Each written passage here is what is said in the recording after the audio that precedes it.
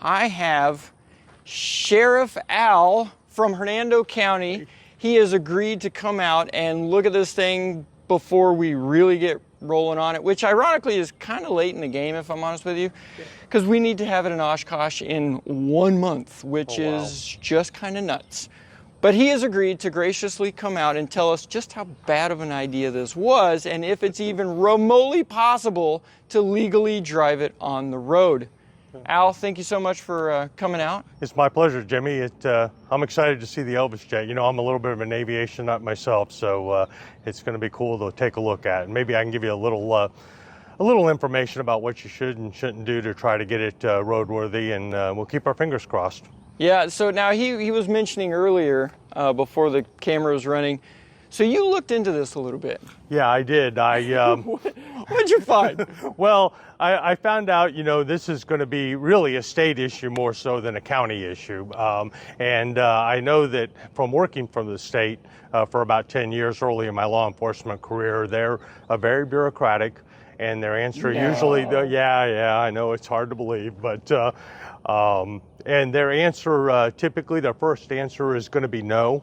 You know, typically, and this is more unusual than even what they're used to. Obviously, Really? You have a plane. There's not a lot of people that do this. Not I a don't lot know of people why. that do that, and so there, you know, there's going to be some challenges. What little I know, I've seen a couple of your videos, and I know there's going to be some challenges. But whether it's going to be doable or not is ultimately going to be up to the state, and see if they may have to give you some waivers, and they may or may not be possible. But it's going to be interesting for me to take a look at, and then maybe I can hopefully point you in the right direction. I know Highway Safety and Motor Vehicles is going to be the ultimate authority on that, and you know, they have to, in their defense, they have to be concerned with statewide issues. You know, this is not just something you're going to be driving around one city or, you know, one neighborhood. You're going to be, you know, and they've got to make sure they're consistent throughout the whole state, so they're not going to approve something that's unusual without making absolutely sure that they can be consistent going forward. Okay, that's fair, that's fair. He's never seen it before in real life, only a couple of videos, the same as you guys. Well, let's open the door and show him and get his first reaction. I've always wanted to tell a police officer to turn around and face his vehicle. That's funny. You ready? Yeah, go ahead and turn on around. Wow. Wow. So this is the jet that Elvis owned, huh? This is the one, yes, sir. It is really something, a lot of history, I tell you. Wow. Yeah, we'll probably have to do, as you mentioned earlier, we'll probably have to do a little bit of measuring, and I might be able to give you a little hint on whether it's, it does look a little tall to me, but I'm not sure. But and the length might be a little bit of an issue, but you know, we can, like I said, I might be able to give you some preliminary information on whether it's going to be even within tolerance as far as height and width and that type of thing. So, but man, what a relic of a bygone era, huh? It's cool. Yeah, it is super neat. Yeah. And you know, this a great financial decision to buy this thing. Usually aviation and great financial decisions are not always in the same sentence. Yeah, that's fair. Yeah, absolutely.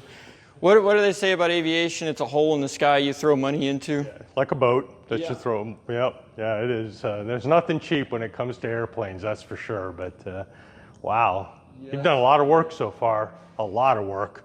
I can't even begin to guess how much you've done, taking the wings off and all that. A lot of effort. Hopefully you'll be able to get the appropriate authorities to give you approval to drive it on the road. That would be the ultimate decision, but not that I'm holding out a tremendous amount of hope for that, but it, All right, you know, I'm going to be honest with you. But, I love your optimism.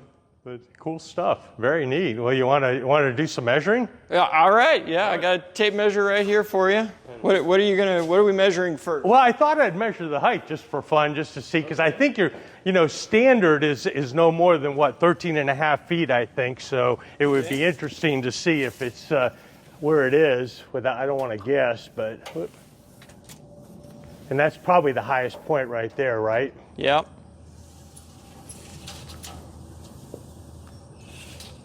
All right, so height. Oh, you're only at 11 feet, so you're within the height tolerances. And even with the airbags inflated, that only adds, 4 inches or so like that. So we're 11 and a half feet roughly. Yeah. Okay, so how... It looks like, let's see, we'll just get a quick guess here, measure to the... Here, I can hold... Okay, right out to the edge there, yeah, all right. And it looks like your width is, boy, you are... It's supposed to be 8.5 feet without any safety equipment on it, so you're right at about 8.5 feet. It looks Is that 102 inches? 102 inches, right? We've cut it to 101 inches. Oh, 101. Okay, so you were anticipating that. Well, I don't know if the tape measures long enough, but about how long is it from the tailpipe? So now, here's a question that I do have for you from a police standpoint. What I've been told is that the nose, this is an appendage up here. From this line forward is just a fiberglass appendage. From my understanding, the actual measurement is from the real part of the vehicle to the back.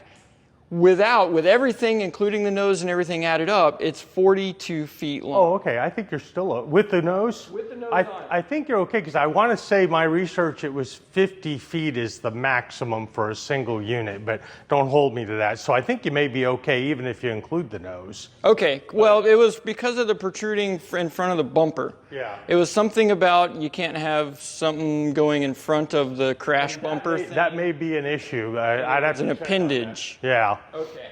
Yeah, obviously, yeah, because you don't want to, if you do get into a crash, obviously the bumper's supposed to stop you, and that's going to hit long before the bumper does. So you may, again, Highway Safety Motor Vehicles is going to be the experts on that because we're usually not involved in the front end of this. We may be involved in the back end once it gets on the road, checking to make sure it is actually registered. But you may have to check with them. You may have to extend your bumper out or something just to make sure that that's at or where the first impact's going to be. I would assume that's going to be the issue that they're concerned with because anything that sticks out could go into another vehicle and cause damage before the bumper hits. So, Well, thankfully, that's going to go right over most vehicles. yeah, most of them. But in like an SUV or something, it might be about, yeah. And again, I'm not the subject matter expert on homemade vehicles, and that's probably where this is going to be. If you had... Hey, this is not a homemade vehicle. Lockheed Martin made that part. Freightliner made that part. We just married the two. Exactly, and if it was Ford did that and Freightliner did that, it would probably be a little easier. But since it's an airplane, I think that's where highway safety and motor vehicles are going to be scratching their head a little bit. Even though it is Elvis's jet, they're still going to be scratching their head. So that's really cool. At least your measurements are within acceptable levels, but again, there's probably going to be a lot of other things that they're going to be concerned about with like safety equipment, lights, and your view from the cockpit or driver's seat. That's going to be, yeah, those are going to be issues probably for them. Well, okay, so we'll get to the lights in a second. Mm-hmm. The other big question I had was the registration. Yeah. Okay. The motorhome part Right. is currently registered as a 1999 Freightliner motorhome. Mm-hmm. It still has the VIN number, it still has everything Right. on the chassis and all that stuff, and that's where we've kept the registration. We have just remodeled the top part of this motorhome, and that's what I'm hoping that we'll be able to get away with. Yeah, and like I said, when you're dealing with the state and you're doing something as unusual as adding an airplane to that chassis, it's not like taking a chassis from another vehicle like a Ford or something like that and adding to it. So there is part of the statute which talks about taking two different vehicles and combining the components. And that's one section. Then there's another section that is homemade, and this is probably going to be a little bit, I would guess, in the more homemade category. But again, highway safety and motor vehicles, you're probably going to have to talk with them at length about that and get them to put it into a certain category first, and then say, okay, now that you're in that particular category, it's not assembling disparate auto parts. It's an airplane, and we're gonna consider this. It's an airplane and a car. We're gonna call this homemade or whatever they decide. And again, they're going to be the subject matter experts on that. And I think I may have said earlier, or maybe we said off camera. My guess is Tallahassee's going to make, and several attorneys and several people high up in highway safety and motor vehicles are going to look at this and come to some conclusion. I think the higher up you get, the more they're willing to try to work with you. Obviously, the people at the ground level, they have policies they have to go by, and if they follow the policies, they can't get in trouble. And so they're going to follow those policies, and when it gets outside the policy, they're going to rightfully kick it up to Tallahassee. And so hopefully they'll be able to work with you. But as you said, probably worst case scenario, you might have to trailer it someplace. But keeping our fingers crossed, maybe you can get it roadworthy, and we'll see it driving through Hernando County. That would be awesome. Okay, giving us our best chance. Mm-hmm. What are the safety equipment stuff? Go through. We'll walk around, point out lights and bumpers, the other safety things, and kind of what you guys from a police side look for when it comes to the roadworthy safetiness type of thing. And I realize, yes, this is more of a highway patrol type of thing. Right. And maybe with your input, we can do all the stuff to it, and then I'm sure at some point we'll have to have highway patrol involved to get them to check everything over, right, to see. You're going to have an inspection, and again, I didn't look into this a tremendous amount about what equipment's going to be required, but again, I think you're probably going to have at least a couple headlights, tail lights. You'll probably, with something this long, you're going to have you look through the statute, and I can send you a copy of that. Probably some marker lights, clearance lights on the top, like you would on a semi-trailer, and then of course bumpers. And there's a certain height that they have to be between two measurements. And wait, and the front bumper, the from the ground to the bottom of the bumper, and then.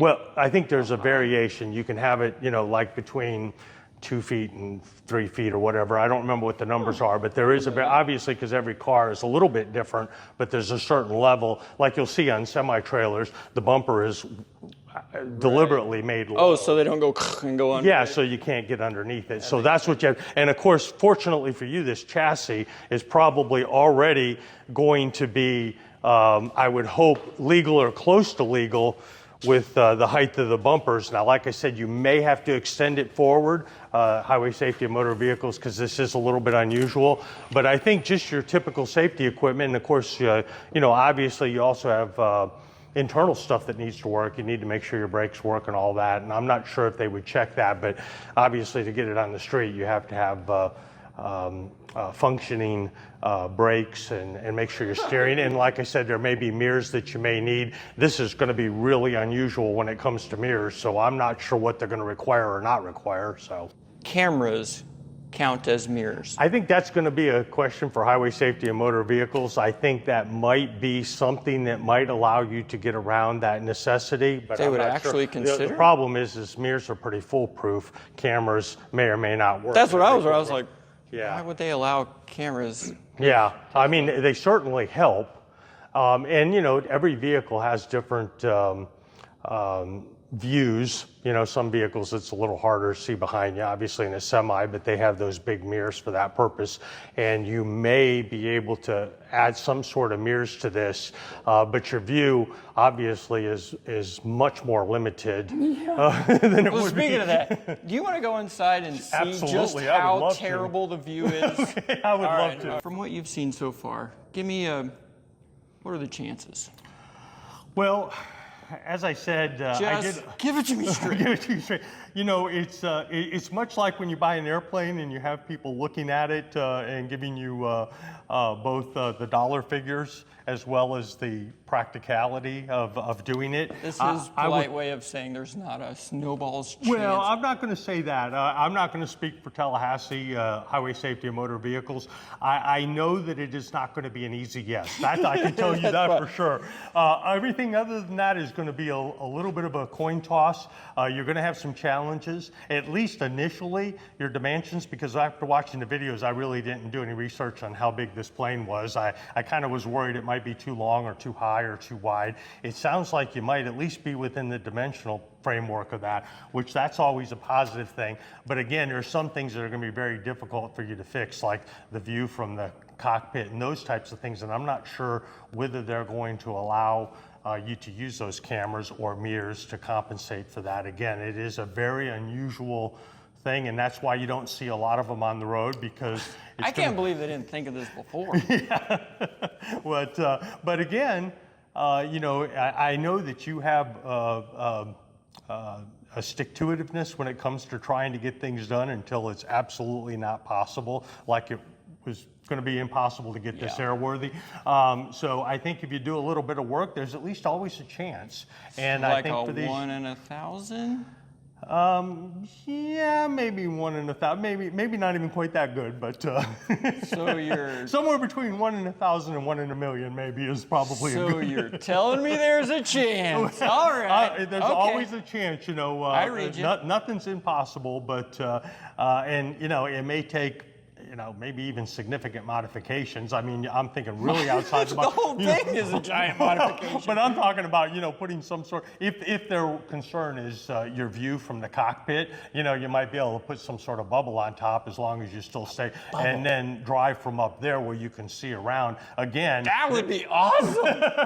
Dude, we could put a bubble on top. I'm not going to say that's going to work. That's a great idea, but actually. You know, I think you need to be thinking about some of those ways to overcome their concerns, because their concerns are legitimate. And you think about it, it's just like I heard somebody say with the FARs and the AIM, that's a cumulative knowledge of all the mistakes that have happened in aviation over the last, you know, and I think the same thing comes to when you're talking about vehicle registry or regulations. It's approving something in the past that they probably should not have approved.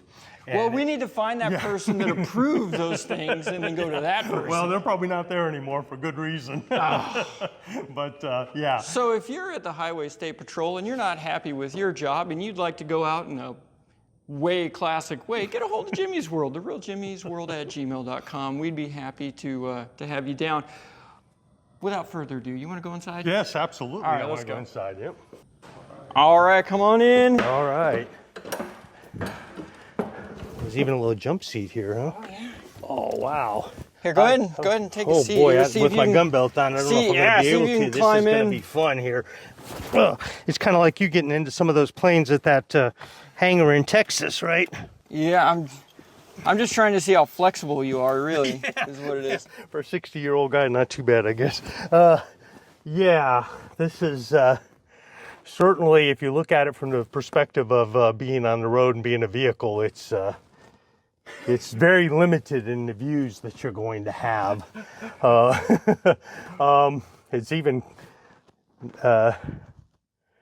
not real open even for flying, I guess. But I don't know how these people taxied this airplane without crashing into stuff. Yeah. You definitely would have to have, especially if you got close to other airplanes, you'd have to have a ground crew, that's for sure. But yeah, I mean, your forward view isn't terrible if you're looking down the runway or whatever, but out to the side and behind you is going to be a bit of a challenge. Again, there may be ways to overcome it, and there may be ways that they would allow you to modify it to consider it roadworthy, but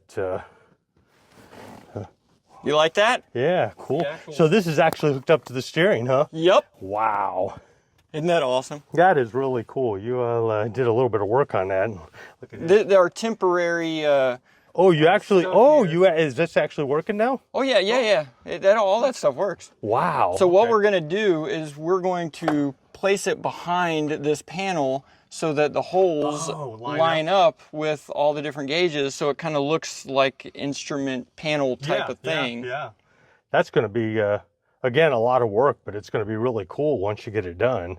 I sure, obviously I hope you're able to make it work, but as I said, I think it's going to be a huge challenge if it's doable at all. But in your law enforcement, realistically, do you think this is doable at all? Well, again, a little bit of the research I did, I think it's going to be very, very difficult. But I think anything's possible with enough time and enough money. I just don't know. I just don't know if you have enough time or enough money to satisfy what they're going to say are absolute necessities as far as being able to drive this safely on the road. I think you have a good start with the foundation. Obviously, it's a vehicle that was,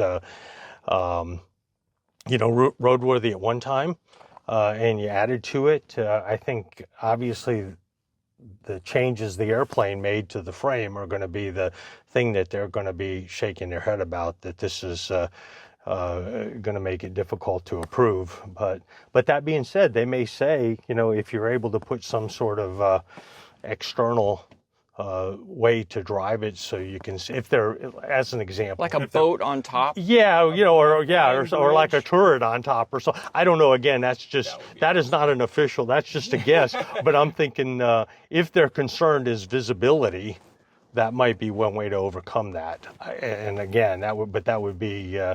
And I'm not even sure that's going to be their only concern. There's going to be probably things that I'm not even thinking about, because, again, it's not every day I inspect a vehicle. Matter of fact, I've never inspected a vehicle for approval for highway safety and motor vehicles, and they are by far the subject matter experts. They're going to know all the nuances and probably give you a list similar to the one you get when you go to an A&P about making an airplane airworthy. The 24 pages. Yeah, exactly. Probably at least 24 pages. I'm guessing, but I think it certainly is keeping a piece of history alive in a unique way. So I think it's kind of cool. I mean, and sitting here knowing that, that Elvis was once in here and was probably flown around a little bit. Do you have any info on how much he was actually, any logs on this or anything about how many times he was in it, or did he buy it and not use it a lot?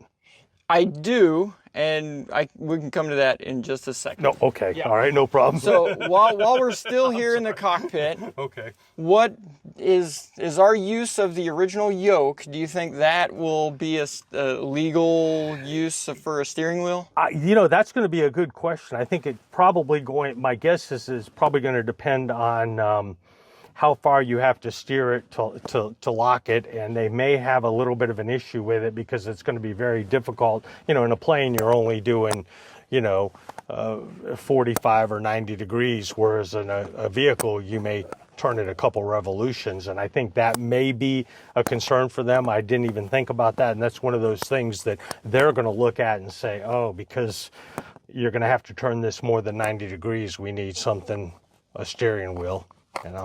Again, as I said, there's going to be things that they're going to have a checklist on that I can't even begin to imagine without that checklist, and they probably don't even have it memorized. They're going to have to look through it and go through it. But again, it's kind of cool if you don't have to get on a road and make a 90-degree turn or a U-turn. But if you're going relatively straight, it's probably pretty cool. But I didn't even think about making a U-turn in this thing. Yeah. And now, what about the gas and brake? The gas is normal on your right side, and the brake is on the left side over there. I think that's going to work out. I mean, again, it's in a relatively similar position to what it would be, and it looks like you have the functionality pretty much identical to what it was in the motorhome. It's the same pedal and same everything. Yeah. Same valves and everything. Again, my guess would be, and I always got to caveat it with they're the experts, but that looks like that might be something they wouldn't have a huge problem with, as long as they work, obviously, and work. They're tested and out on the road and stuff, show that it's able to stop and that type of thing. Yep. All that is good to go. And I don't know why there would be an issue, but our key switch and the air brake, the parking brake down over there. That's already. Oh, you already got that in? Yeah, I think that's going to be.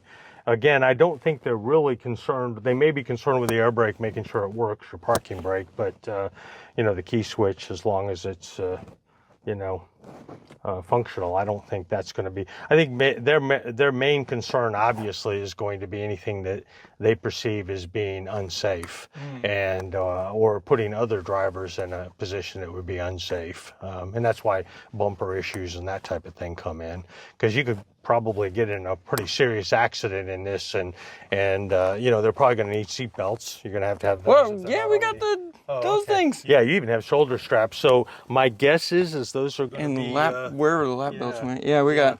I would assume. Yes, these are probably safer than what you get in a car. Yeah. Again, I think common sense would say that your seat belts would probably be good if they're still in serviceable condition, you know, and not frayed or anything. But wow, isn't that cool? Yeah. We have the switches, the battery switches and stuff for the airplane side is hooked up. I don't have the batteries hooked up right now. We turn this stuff on. Yeah. But yeah, all the lights, the exterior, the windshield wipers, all that stuff is functional and working. Yeah, you'll probably have to get that repaired. You know, broken windshield is going to be an issue, even if they approve it. Yeah, it's again, I think anything is doable, but it's going to be a bit of a challenge. But I know that you're anticipating contacting Highway Safety and Motor Vehicles in Tallahassee, and if you find somebody who is both an enthusiast of Elvis and an aviation enthusiast, or a combination of both, hopefully they'll be trying to give you some information on what you specifically need to do to get it from where you are to where you need to be, and then you can decide whether it's practical or not. Yep, that'll work. That'll work. Well, wonderful, wonderful, wonderful. Hey, and bonus tip. Oh. Cup holders. What's that? Cup holder? Yeah, it's a cup holder right there. Look at that. Wow. And somehow there's a switch broke. There's some sort of flip switch. I wonder. Oh, I think it may have went to that right there. Our air bleed is open. Uh-oh. We'll have to.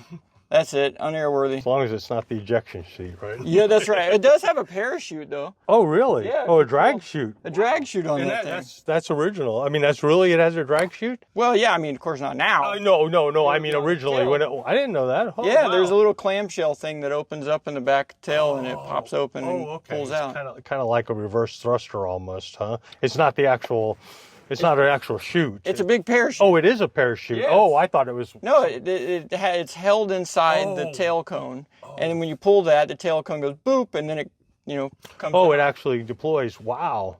Yeah. I guess it's maybe for short field landings or something. I guess. I don't know what you got to go through to repack that. Yeah. Cool. Yeah, and the radios still work. Oh, really? There's a speaker up here somewhere that we're still able to hear the tower and all that stuff on. I still am hunting down what is going to fit for that to be able to use a mic, because the guys at BAS sent me, I don't have it over here, but the guys at BAS, we thought we knew which one we needed. They sent me a mic that they had. It's not the right plug. We're still hunting that down. So if you in the audience know what a mic connects to the 1962 Jetstar is, that would be great. Put in the comments, shoot me an email, and we can figure that out. We're gonna watch Sheriff Al try to get out of the cockpit. I should have backed in, and because getting out. Yeah. I guess it's just like with my little airplane. You get good at it after you do it a few times. But all right, well cool stuff. Oh, take this light. Okay. And get to look around a little bit. Yeah. Oh, you actually have Elvis back here, huh? Well, yeah, I gotta have the king in his jet. Yeah. Very comfortable. I have not dusted this or vacuumed it since we got it, and it's been sitting since 1983. Wow. Isn't this ridiculous? That's about the time I started my pilot training, was in 82, beginning of 83. So, and I was out of it for many years, but this is like a little... For hot water. Oh, cool. Drinking water. And there was still water in that whenever I pulled it out. Really? Yeah, and it wasn't all, swampy water or anything. It was still normal because it's all stainless steel on the inside. Wow. A nice little restroom back here, and fairly big for an airplane. That's... And And you're able to stand up. Yeah, yeah. I mean, how tall are you? 6'2", and I'm just with my boots on. Yeah, I have boots on, so I have to bend down a little bit, but it's still very comfortable compared to a lot of airplanes. Wow. It's like a time capsule, huh? I know when you first bought it, it was, watching you go through it, it was a very cool experience, I'm sure. Yeah. Wow. And yeah, it's just crazy, isn't it? These are some of the original magazines I found in it from 1983. Check this. Like that. Forbes, August 15th, 1983. Mexico apparently was a crisis that won't go away. Isn't that cool?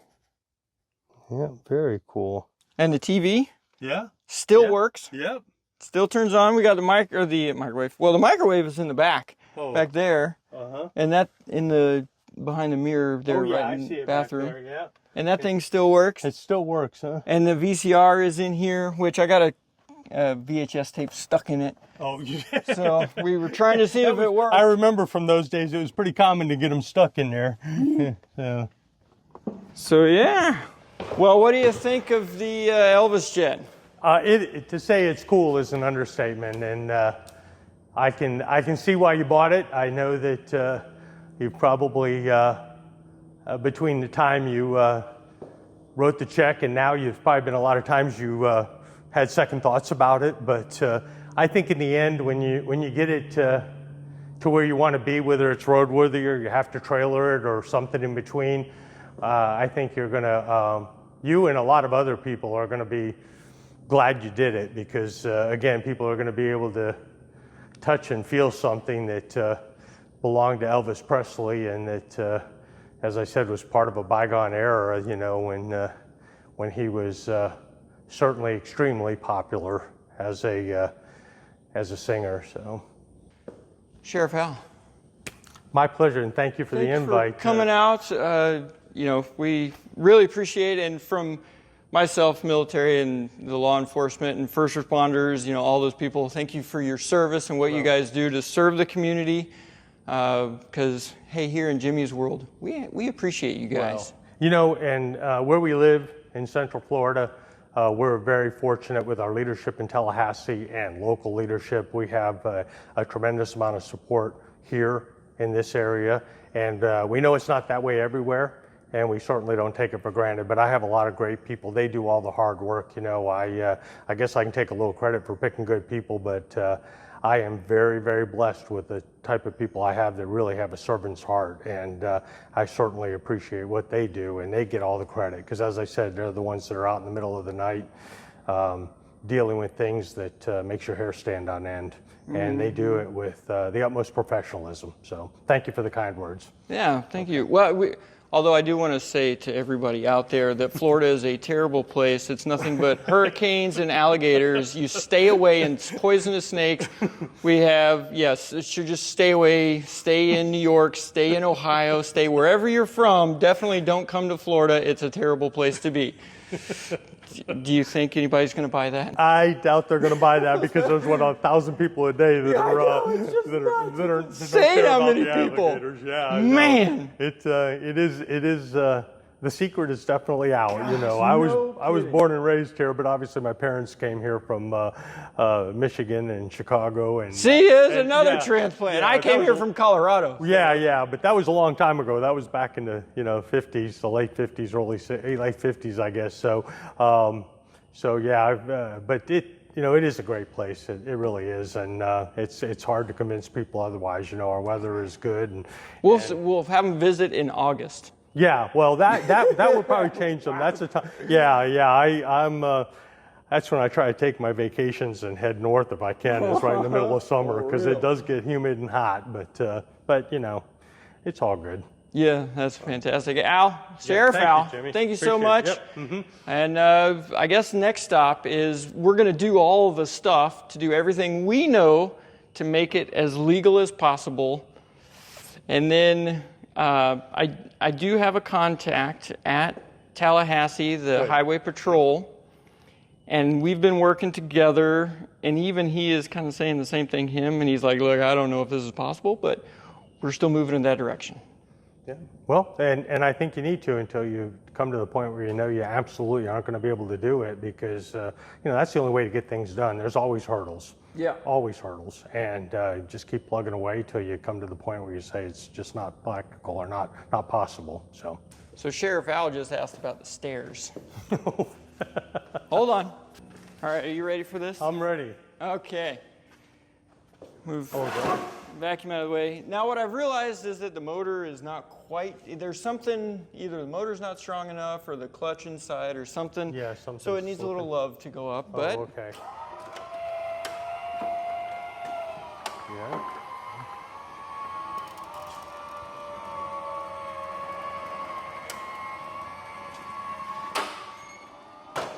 Needs a little more power. And then he was asking about the door. Oh, oh, cool. Anyway, it eventually comes out. I think we need to adjust it. Oh, get out. Anyway, it comes out and it closes. Yeah, so the door is there. Yeah, the door's hidden. That's cool. Yeah, we clearly haven't adjusted the stairs perfectly to clear the door and everything. Okay, that's probably stuck now. That's fine. That's fine. All right. He was asking about the history of this airplane and about Elvis and the connection and how often or if he ever flew on it. Here's what I know. Okay. This airplane was bought in December of 1976, roughly 7 months before he died. Oh, okay. So that was towards the end then. Yes. The other thing that I know is that Elvis flew on the Lisa Marie, the bigger airplane, the Convair 880, I think is what it was. The Jetstar, the Hound Dog 2, both of those airplanes are in Memphis. The Hound Dog 2 is what the crew and Colonel Tom Parker, Vernon, his dad, that's what everybody else flew around to run and do their runs. Get ahead of him and stuff, yeah. Yes. The other thing that I know is that during that time, they were looking at ways to earn, well, it was kind of a multiple things they were trying to do from what I've been able to figure out. They, one, have to have another airplane, as you know, because when that one goes in for service, they were leasing other airplanes. So what they ended up doing was buying this one because it's the same type rating as the other one they had. So the pilots could so fly. the pilots could fly any of them. And then when they weren't using this, they would actually lease it out to other people. So instead of them leasing the airplanes, they would be the ones that would own it and lease it to other people. Much like Vince Neil with Motley Crue did. I did a video where his jet was being auctioned off. Here, he actually had 2 of those Learjets and a King Air, I think.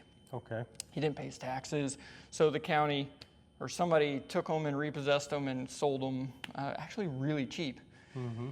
And on a other side note, I did get a note from the owner, the guy who bought it, and they got that jet flying. They did? They did already, and it is still here in Florida. Oh, really? And they have taken it, they flew it from where it was to the airport now, and they're going and doing all the checks on it now to get it back into airworthy condition. And they said, hey, Jimmy, we'd love to have you back out to see this thing actually working. Oh, Which would be freaking awesome. I bet you'll be there, right? Yes, yes, I will.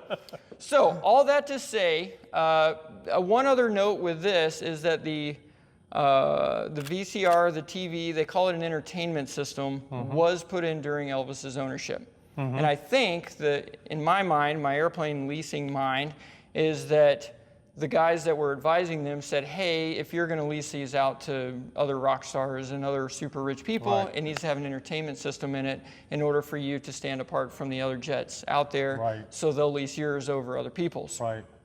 So that's what they did. They spent from December all the way till like April or whenever it was just doing the entertainment system that was in it. Then in the records it shows that they sold it again, but it was to the same person that they bought it from. So my understanding is that was an ownership partnership for the leasing part of it. I see. So that they could lease it back.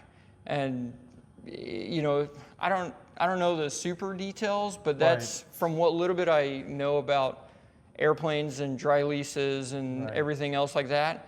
It actually makes a lot of sense that they would buy the airplane and then they would sell it or partner with somebody and have some other agreement where they would split whatever the lease cost Maybe some is sort or of something tax like purposes, that. things like Yeah, that. Yep. exactly. Yep. Very good. So then, also, and I'm still doing some research on this, there was an FBI investigation called Operation Fountain Pen, in which the Hound Dog 2 for sure, because we have that undocumented with 2 undercover FBI agents, was stolen from Elvis and Vernon Presley and used as collateral to get a loan from a bank at the exact same time that they had this one. So I don't know, they called it the Hound Dog 2, it was a Lucky Jetstar, and they used a tail number which was the Hound Dog 2, and I don't know if they bought this one all at the same time because of all that craziness going on. So I'm sure there's some story. The undercover FBI agent is still alive, and he has agreed to talk to us eventually about all of his undercover FBI escapades during that time, and he was the undercover agent during that whole Operation Fountain Pen. Just amazing. And the more I dig into Elvis's life, the more insane and crazier it gets. Very complicated life. I like that guy. If he is still alive and faked his death or something like that, like that would have been the smart thing to do, because it was nuts. Yeah. Just his life was insane from the moment he was awake till the moment he passed out. Well, you hear some of the things that are documented, and it's hard to argue against some of the conspiracies that they talk about. You know what I mean? Because if you have enough money and you want to disappear, again, is it likely? Probably not. Yeah, but, probably not. I've gotten to the age where not much surprises me when you hear about some of the things that are going on in that era, especially with all the drug running and all that stuff, and outside of Elvis Presley, just all the insane amounts of money, and some of which the government was involved in, and those types of, and it's documented, and those types of things. You go, well, I wonder what's happening now, and we try to dig into that stuff, but it's obviously something the FBI is going to have a whole lot more information on, because their reach is a lot bigger than a county, obviously. But nothing surprises me anymore, and Elvis was definitely more than just a rock star. He had a lot going on. Yes, he did. Yes, he did. I don't know if he ever flew on this airplane. I have no idea. There's not any sort of flight logs like you would think you would see or anything. I never got any logbooks with it. The only thing I found was the flight manual that was in it. So I don't have any of the maintenance records or anything like that. Maybe the previous owner does, actually. He got a hold of me, the McKay guy that had the magazines. Oh, really? So he's still alive as well. And his daughter sent me a picture of her sitting in there as a kid. Wow. Back in 1981, I think, when they owned it.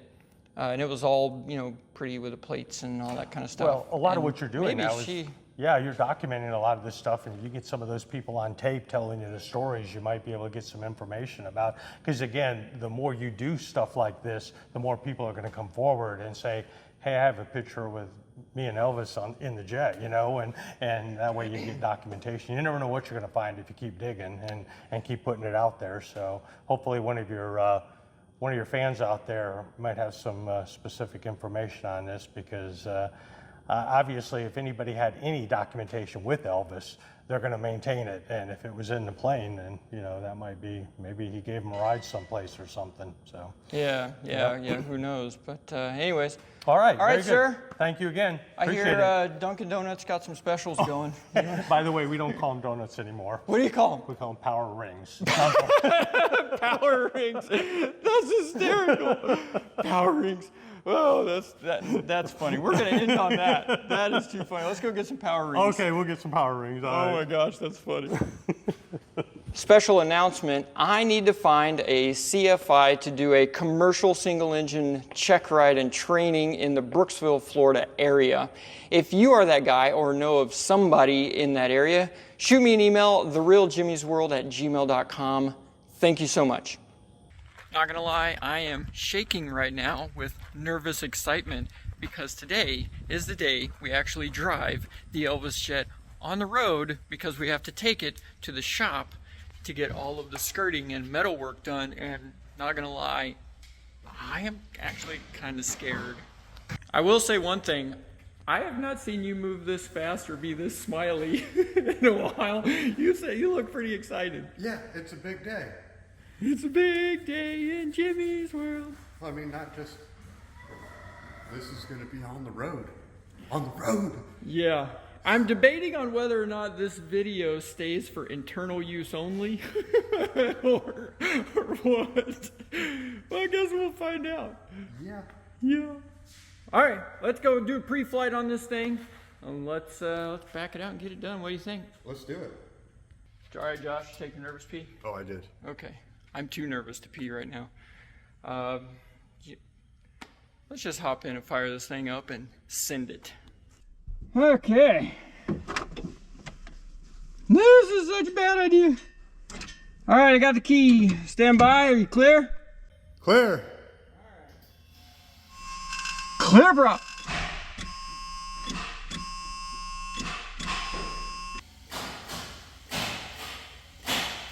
Wait for it.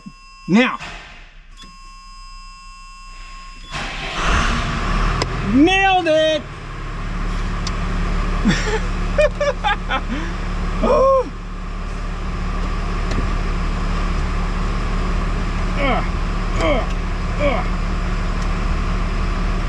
Okay. Oil pressure is up. Battery voltage is good. Air is building. Park brake is on. Power steering is working. On a scale of 1 to 10, how nervous are you right now? Oh, nervousness? Like a 3. Anxiety, anything? No, excitement is like an 11. Yes. This is like Christmas morning. This is...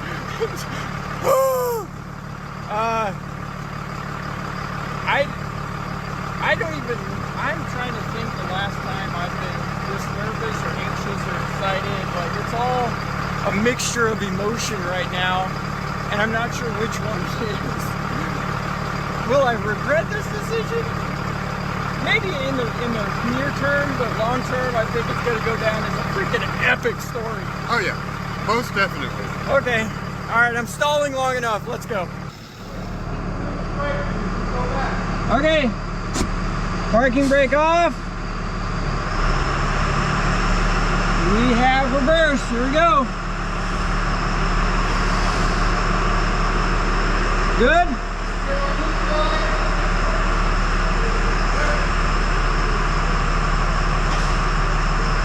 I keep wanting to look in the camera as a rear view mirror.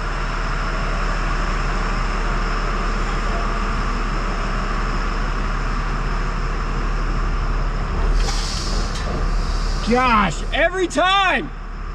I peed a little!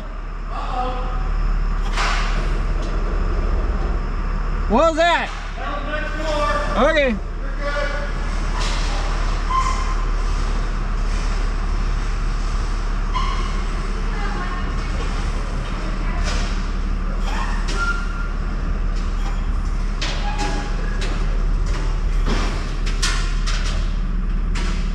And we are outside. Keep going. I'll pick you up as far as you can get back.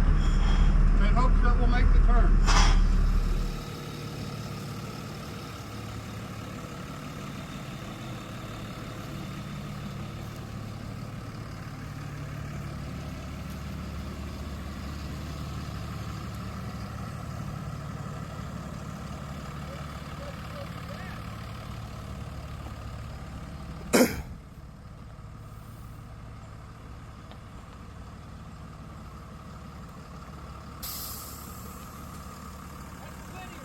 Yeah.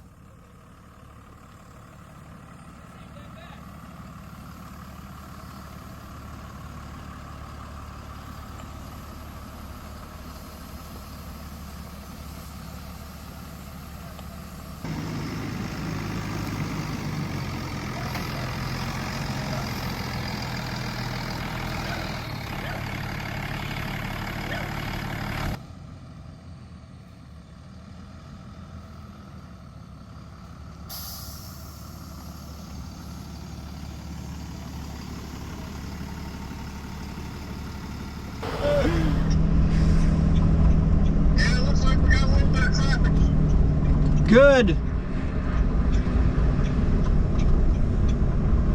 Everybody's gonna want to know where this thing is going. Yeah. Am I in my own lane right now? What's that? Am I in my lane right now? Yes, you are. Oh, that's not bad.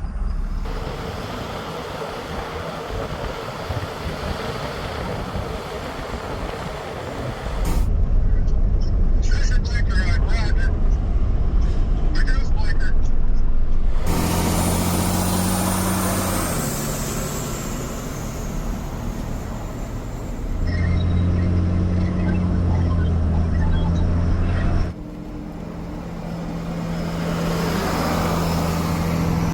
There's just a couple of stop signs between us and where we're going. Am I in my own lane right now? You need to head a little to the right. You're hugging that yellow line pretty hard. How about now?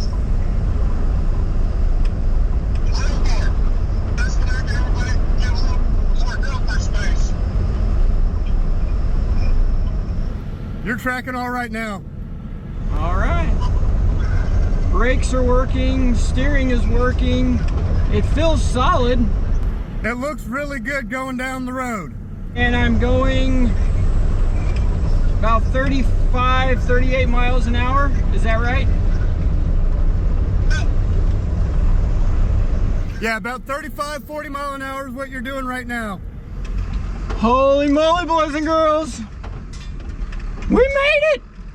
First drive, absolutely no issues whatsoever, which is crazy.